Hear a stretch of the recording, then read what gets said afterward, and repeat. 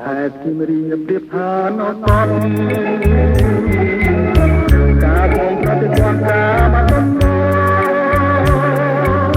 ដល់ចំជំរួញគួយគិនគេតែបានមកមកចំបា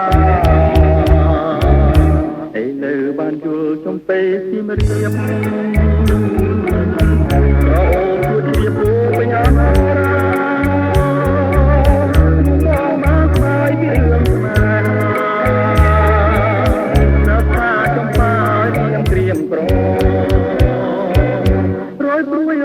រាតាមទុំទុំគុំ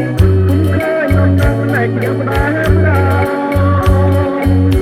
កូនមកទៅជាហែកតើឲ្យរងចាំដេកទៅពេលនេះចំភ្លៃសៀមរាបបងអើយមានតែអ្នកហើយព្រះលោកដំ